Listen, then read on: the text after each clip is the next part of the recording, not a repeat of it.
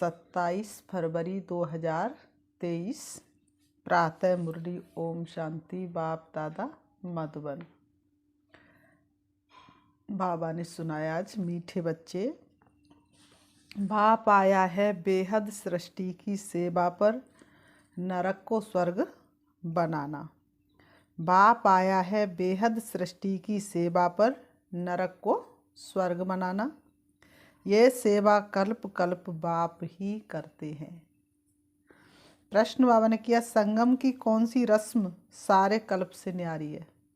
संगम की कौन सी रस्म सारे कल्प से न्यारी है? उत्तर, सारे कल्प में बच्चे बाप को नमस्ते करते हैं, लेकिन संगम पर बाप बच्चों को नमस्ते करते हैं। बाबा कितने निरहंकारी बच्चों को नमस्ते करते हैं। सारा जग जिसको याद करे वो याद प्यार हमें देते हैं। बाप कहते, मैं तुम सिकीलते बच्चों की सेवा पर उपस्थित हुआ हूँ, तो तुम बच्चे बड़े ठहरे ना।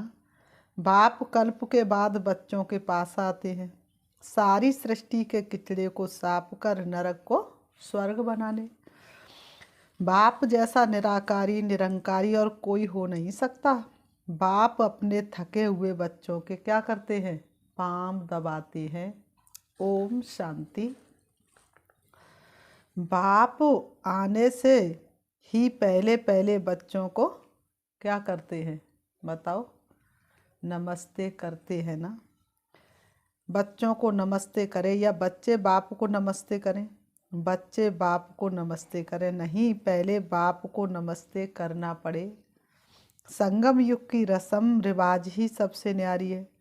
बाप खुद कहते हैं, मैं तुम सबका बाप तुम्हारी सर्विस में आकर उपस्थित हुआ हूँ, तो ज़रूर बच्चे बड़े ठहरे ना। दुनिया में तो बच्चे बाप को नमस्ते करते हैं, यहाँ बाप नमस्ते करते हैं बच्चों को। गाया भी हुआ है निराकारी निरंकारी, तो वह भी दिखलाना पड़े ना। वह तो सन्यासियों के चरणों में झुकते हैं, चरणों को चूमते हैं, समझते कुछ भी नहीं। बाप आते ही बच्चों से मिलने। कल्प के बाद बहुत सिकीलते बच्चे हैं, इसलिए कहते हैं मीठे बच्चे थके हो द्रौपदी के भी पांव दबाए ना। इसलिए कहते बच्चे थके हो, दिखाते हैं कि द्रौपदी के श्री कृष्ण ने पांव दबाए। तो सर्वेंट हुआ ना। पैर कौन दबाता है? सर्वेंट दबाता है ना। वंदे मातरम किसने उच्चारा है? बाप ने। बच्चे समझते बाप आया हुआ है सारी सृष्टि की बेहद सेवा पर। सृष्टि पर कितना किचड़ा है। ये है ही नरक, तो बाप को आना पड़ता है नरक को स्वर्ग बनाने। ये सारी दुनिया क्या हो गई है? नरक। तो बाप को क्या करने आना पड़ता है? नरक को स्वर्ग बनाने। बहुत उकीर प्यार उमंग से आते हैं, जानते हैं मुझे बच्चों की सेवा में आना है, कल्प कल्प सेवा पर उपस्थित होना है। जब वह खुद आते तब बच्चे समझते बाप हमारी सेवा में उपस्थित हुए हैं। जब बाप आते तब बच्चे समझते हैं कि बाप हमारी सेवा में उपस्थित हुए हैं। यहाँ बैठे सभी की सेवा हो जाती है। ऐसे नहीं सबके पास जाता होगा। सर्वव्यापी का अर्थ भी नहीं जानते। सारी सृष्टि का कल्याणकारी दाता तो एक है ना। सारी सृष्टि का कल्याणकारी दाता तो एक है ना। इसलिए कहते भिखारी सारी दुनिया, दाता एक राम। उनकी भेंट में मनुष्य कोई सेवा कर न सके, उनकी है बेहद की सेवा। गीत जाग सजनिया जाग, तुझे तेरे सजन जगाए रे। तो कौन सी सजनिया? आत्मा रूपी सजनिया। इसलिए आरती में क्या गाते? तुम वो एक अगोचर सबके प्राणपति। तो वह प्राणों का पति आकर के प्राणों को जगाता, अर्थात आत्मा को जगाता है। ओम शांति। देखो कितना अच्छा गीत है। नवयुग और पुराना युग, युगों पर भी समझाना चाहिए। युग भारतवासियों के लिए ही है। भारतवासियों से वह सुनते हैं कि सतयुग त्रेता होकर गए हैं। अन्य देश वाले किससे सुनते? भारतवासियों से कि सतयुग त्रेता होकर के गए हैं। वह तो आते ही कब है? द्वापर युग में। तो औरों से सुनते हैं प्राचीन खंड भारत था, उसमें देवी देवताएं राज्य करते थे। आदि सनातन देवी देवता धर्म था, अभी नहीं है। आदि सनातन देवी देवता धर्म था, लेकिन अभी तो नहीं है। गाया जाता है ब्रह्मा द्वारा स्थापना, विष्णु द्वारा पालना कराते हैं। करते नहीं है, कराते हैं। बिन पग चले सुने बिन काना, कर विद कर्म करे विद नाना। तो करते हैं, कराते हैं, करते नहीं हैं। तो बाबा ने कहा तो ये है उनकी महिमा। वास्तव में उनको पहले रचना रचनी है सूक्ष्म वतन की, क्योंकि क्रिएटर है। गीता के लिए तो सब कहते हैं सर्वशास्त्र शिरोमणि श्रीमद् भगवत गीता, परंतु भगवान का नाम नहीं जानते। कौन सा भगवान? क्योंकि कलयुग के अंत में अपने को भगवान कहलाने वाले करोड़ों मनुष्य हो जाते हैं, इसलिए मनुष्य मूझ जाते हैं। व्यास आदि शास्त्र बनाने वालों ने श्री कृष्ण का नाम डाल दिया है। गीता तो देवी देवता धर्म की माई बाप है, बाकी सब बाद में आए। तो ये हुई प्राचीन। अच्छा, भगवान ने गीता कब सुनाई? जरूर सभी धर्म होने चाहिए। सभी धर्मों के लिए वास्तव में एक गीता है मुख्य, सब धर्म वालों को मानना चाहिए। आपने कहा गीता को सब धर्म वालों को मानना चाहिए, परंतु मानते कहाँ हैं? मुसलमान क्रिश्चियन आदि बड़े कट्टर हैं। बाबा ने कहा मुसलमान और क्रिश्चियन आदि बड़े कट्टर हैं। वह अपने धर्म शास्त्र को ही मानते हैं। जब मालूम पड़ता है कि गीता प्राचीन है तब मंगाते हैं, परंतु ये तो जानते नहीं कि भगवान ने गीता कब सुनाई। चिन्यानंद कहते हैं 3500 वर्ष बिफोर क्राइस्ट गीता के भगवान ने गीता सुनाई। अब 3500 वर्ष पहले तो ये धर्म थे ही नहीं, फिर सभी धर्मों का वह शास्त्र कैसे हो सकता है? इस समय तो सभी धर्म हैं, सभी धर्मों की गीता द्वारा सद्गति करने बाप आया हुआ है। गीता बाप की उच्चारी हुई है, उसमें बाप के बदले बच्चे का नाम डाल मुश्किलात कर दी है। इससे सिद्ध नहीं होता कि शिवरात्रि कब मनाए, इससे सिद्ध नहीं होता कि शिवरात्रि कब मनाए। शिव जयंती और कृष्ण जयंती लगभग हो जाती, शिव जयंती समाप्त होती और कृष्ण का जन्म हो जाता है। कभी भी श्री कृष्ण ज्ञान यज्ञ नहीं गाया जाता है, रुद्र ज्ञान यज्ञ गाया जाता है। उनसे ही विनाश ज्वाला प्रज्वलित हुई। सो तो बरोबर देख रहे हो विनाश की ज्वाला भड़कने वाली है। आदि सनातन देवी देवता धर्म की फिर से स्थापना हो रही है, फिर और धर्म रहेंगे नहीं। कृष्ण भी तब आए जबकि सभी धर्म ना हो। बाबा ने कहा श्री कृष्ण भी राजकुमार के रूप में तब आए जब सभी धर्म ना हो। ये भी समझ की बात है ना। बाबा कहते ये भी समझ की बात है। सतयुग में सूर्यवंशी देवी देवताओं का राज्य था, तो जरूर थोड़े मनुष्य होंगे। सतयुग में देवी देवताओं का राज्य था तो जरूर थोड़े मनुष्य होंगे, बाकी सब आत्माएं मुक्ति धाम में रहती हैं। भगवान से तो सबको मिलना होता है ना। बाप को सलाम तो करेंगे ना, बाप को सलाम तो सब करेंगे लास्ट में, लेकिन सलामी भर के चले जाने से कोई राज भाग्य नहीं मिल सकता। बाप भी फिर से आकर सलाम करते बच्चों को, बच्चे फिर बाप को सलाम करते हैं। इस समय बाप चेतन में आया हुआ है, फिर वहाँ सभी आत्माएं बाप से मिलेंगी जरूर। सबको भगवान से मिलना जरूर है। कहाँ मिले? यहाँ तो मिल ना सके, क्योंकि कोटों में कोई, कोई में भी कोई ही आएंगे। यहाँ तो भगवान से सब मिल ना सके, क्योंकि करोड़ों में से एक निकल के आएंगे। तो सब भक्त कब और कहाँ मिलेंगे? जहाँ से भगवान से बिछुड़े हैं वहाँ ही आकर मिलेंगे। भगवान का निवास स्थान है ही परम धाम। बाप कहते मैं सभी बच्चों को परम धाम ले जाता हूँ, दुख से लिबरेटर कर। ये काम उनका ही है। अभी तो देखो अनेक भाषाएं हैं, अगर संस्कृति भाषा शुरू करें तो इतने ये सब कैसे समझे। इसलिए संस्कृति में भगवान आकर के पढ़ाई नहीं पढ़ाते हैं। आजकल गीता संस्कृति में कंठ करा देते हैं, बहुत अच्छी गीता गाते हैं संस्कृति में, अब अहिल्याएं कुब्जाएं अबलाएं संस्कृति कहाँ जानती हैं। हिंदी भाषा तो कॉमन है, हिंदी का प्रचार जास्ती है।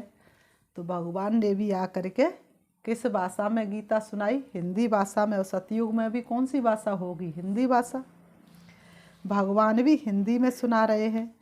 वह तो गीता के अध्याय बतलाते हैं, इनके अध्याय कैसे बना सकेंगे? ये तो शुरू से लेकर मुरली चलती रहती है।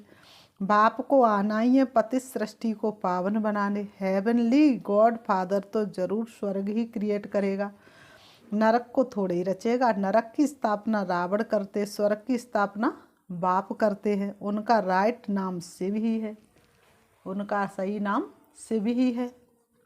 शिव अर्थात बिंदी, आत्मा ही बिंदी है ना। स्टार क्या है? कितना छोटा है। ऐसे थोड़े ही आत्मा ऊपर जाएंगी तो बड़ी हो जाएंगी। ये तो भ्रकुटी के बीच में निशानी दिखाते हैं।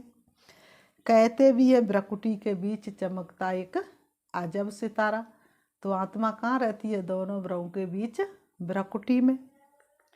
तो जरूर भ्रकुटी में इतनी छोटी आत्मा ही रह सकेगी। बड़ी आत्मा हो तो भ्रकुटी के बीच में कैसे ठहर सके? तो जैसे आत्मा है वैसे ही परमात्मा है।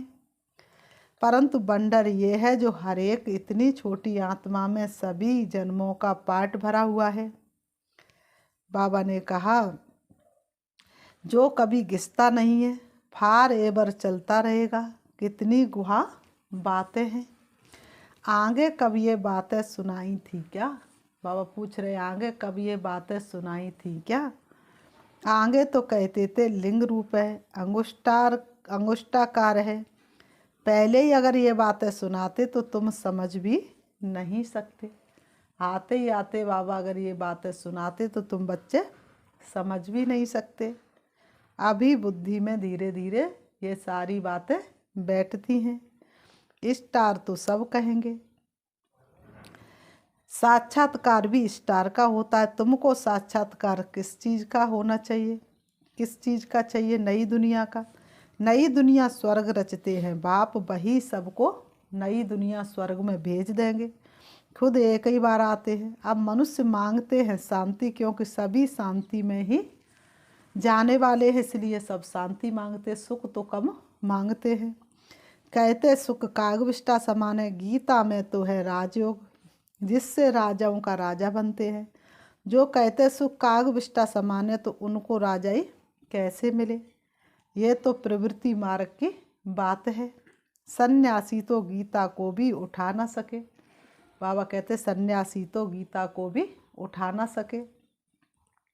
बाप कहते सन्यास दो प्रकार के हैं। यूँ तो सन्यासियों में भी बहुत प्रकार के हैं। बाबा ने कहा ऐसे तो सन्यासियों में भी बहुत प्रकार के हैं। यहाँ तो एक ही प्रकार का सन्यास है। तुम बच्चे पुरानी दुनिया का सन्यास करते हो। गृहस्थ व्यवहार में रहते कमल फूल समान रहना है। कैसे रहते सोइनों से पूछो, बहुत है जो ऐसे रहते हैं। सन्यासियों का ये काम नहीं है, नहीं तो खुद क्यों घर बार छोड़ते। Charity begins at home. पहले पहले तो स्त्री को सिखलाए। शिव बाबा भी कहते पहले पहले मैं अपनी स्त्री साकार ब्रह्मा को समझाता हूँ ना। Charity begins at home. बाबा कहते charity begins at home. Shiv Baba का ये चैतन्य होम है। पहले पहले ये स्त्री सीखती, फिर उनसे एडॉप्टेड चिल्ड्रन नंबर बार सीख रहे हैं। ये बड़ी गुहा समझने की बातें हैं। सभी शास्त्रों में मुख्य शास्त्र है गीता, परंतु गीता शास्त्र से कोई प्रेरणा नहीं करते हैं। ये तो यहाँ आते हैं, यादगार भी है। शिव के अनेक मंदिर हैं। खुद कहते मैं साधारण ब्रह्मा तन में आता हूँ।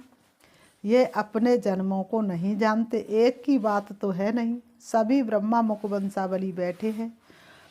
सिर्फ इस एक को ही बाप समझाए, परंतु नहीं। ब्रह्मा मुख द्वारा तुम ब्राह्मण रचे गए, सो तो ब्राह्मणों को ही समझाते हैं। यज्ञ हमेशा ब्राह्मणों द्वारा ही चलता है। उन गीता सुनाने वालों के पास ब्राह्मण है नहीं, इसलिए वह यज्ञ भी नहीं ठहरा। ये तो बड़ा भारी यज्ञ है। बेहद के बाप का बेहद का यज्ञ है। कब से डेंगियाँ चढ़ती आई हैं, अभी तक भंडारा चलता ही रहता है। समाप्त कब होगा? जब सारी राजधानी स्थापन हो जाएगी। बाप कहते हैं तुमको वापस ले जाएंगे। शिव बाबा कहते मीठे बच्चे तुमको वापस ले जाएंगे। फिर नंबरवार पाठ बजाने भेज देंगे। ऐसे और तो कोई कह ना सके कि हम तुम्हारा पंडा हूँ, तुमको ले जाऊंगा। जो भी पतित मनुष्य सबको पावन बनाकर ले जाते हैं, फिर अपने अपने धर्म स्थापन करने समय पावन आत्मा आना शुरू करती हैं। अनेक धर्म अभी हैं, बाकी एक धर्म नहीं है। फिर आधा कल्प कोई शास्त्र नहीं रहता।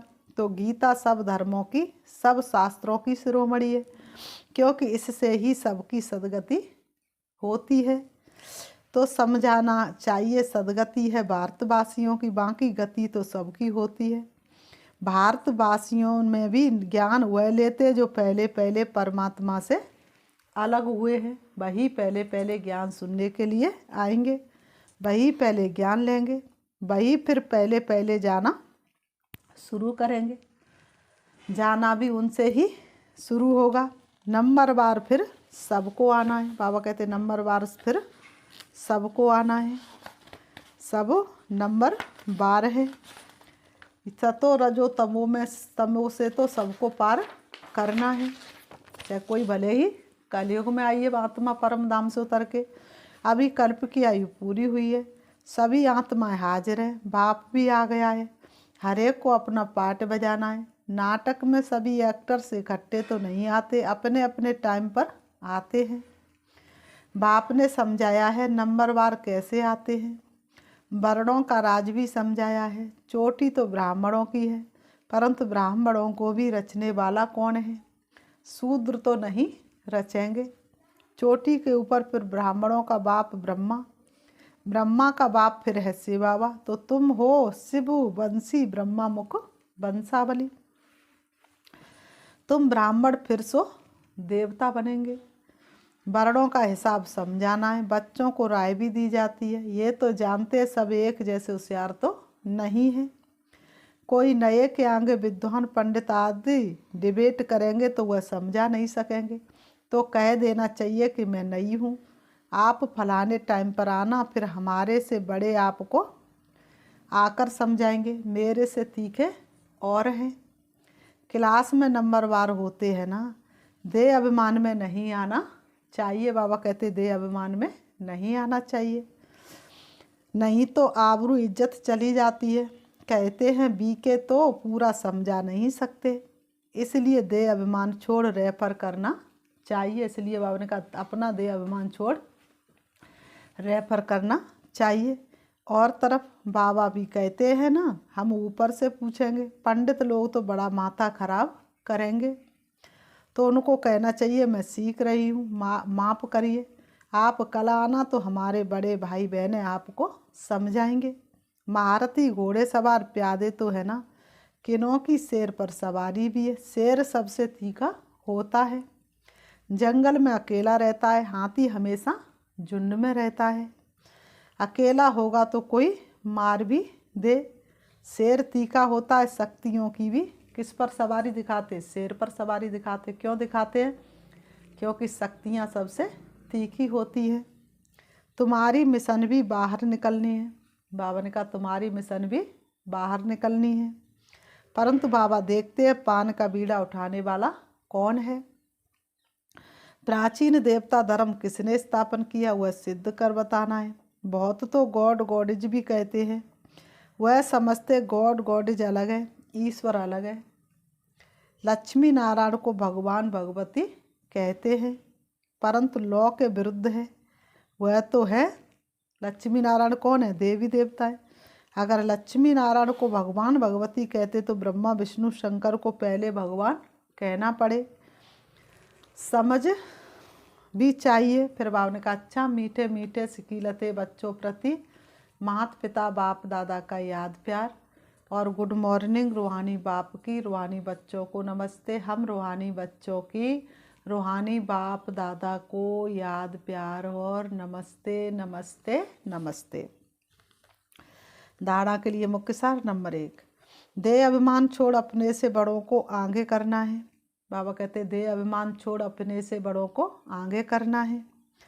बाप समान निरंकारी बनना है। Number 2, charity begins at home. पहले अपने ग्रस्त व्यवहार को कमल फूल समान बनाना है। Charity begins at home. पहले अपने ग्रस्त व्यवहार को कमल फूल समान बनाना है। घर में रहते हुए बुद्धि से पुरानी दुनिया का संन्यास करना है। वरदान, संबंध में संतुष्टता रूपी स्वच्छता को धारण कर सदा हल्के और खुश रहने वाले सच्चे पुरुषार्थी भव।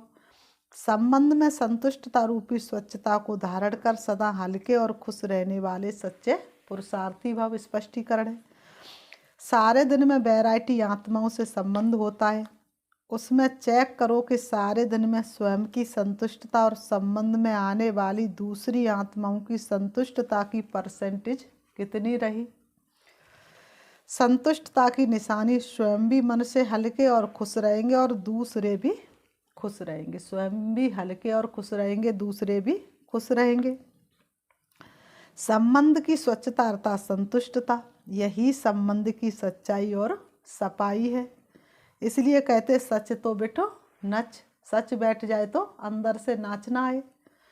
सच्चा पुरुषार्थी खुशी में सदा नाचता होगा। सच्चा जो पुरुषार्थी होगा उसके पास कभी दुख की लहर आ नहीं सकती, वह हमेशा खुशी में नाचता रहेगा। स्लोगन, जिन्हें किसी भी बात का गम नहीं वही बेगमपुर के बेफिक्र बादशाह हैं। जिन्हें किसी भी बात का गम नहीं वही बेगमपुर के बेफिक्र बादशाह हैं। अच्छा, ओम शांति, ओम शांति। अभी हम 5 मिनट शिव बाबा को याद करते हैं। अपने मन को चारों तरफ से हटाएंगे, देखेंगे अपने आप को चमकते हुए सितारे के रूप में। मैं बाप के साथ सदा कंबाइंड हूँ। बाप मेरा साथी बना है। सारी दुनिया जिसको ढूंढ रही है वो मेरे सन्मुख है। वास्तव में मैं आत्मा तो सृष्टि रंगमंच पर आकर के अपने पिता परमात्मा को भूल गई थी। प्यारे पिता श्री बाबा ने ब्रह्मा के तन के द्वारा मुझे अपने घर का पता बताया, सृष्टि के आदि मध्य अंत का ज्ञान दिया। अब मैं आत्मा अति खुशी और उमंग में हूँ। अपने पिता परमात्मा से मिलने के लिए देह रूपी वस्त्रों को त्याग करके जा रही हूँ। उड़ रही हूँ मैं आत्मा इस सृष्टि रंगमंच से दूर। खुले नीले आसमान में मैं आत्मा विचरण कर रही हूँ। उससे भी ऊपर सूरज चांद सितारों से पार, सूक्ष्म वतन से भी दूर अब मैं प्रवेश करती हूँ हल्के सुनहरे लाल रंग के आसमान में, सितारों की दुनिया में, जहाँ सभी आत्माएं स्टार मिसल चमक रही है। मैं उससे भी ऊपर देख रही हूँ अपने शिव बाबा को, जो रूप में बिंदु है लेकिन गुणों में सिंधु के समान है, जिसकी शांति की किरणें पूरे ब्रह्मांड में फैली हुई है। मैं आत्मा अपने पिता परमात्मा के सन्मुख पहुंच जाती हूँ। बाबा से मीठी मीठी गुणगान करती हूँ। बाबा आप कितने महान हैं, ऊंचे से ऊंच है। आपने मुझे क्या से क्या बना दिया। बाबा मैं किन शब्दों में आपका धन्यवाद करूं।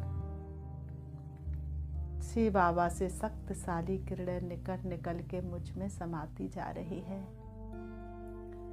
और मैं आत्मा सर्व गुण और शक्तियों से भरपूर हो रही हूँ।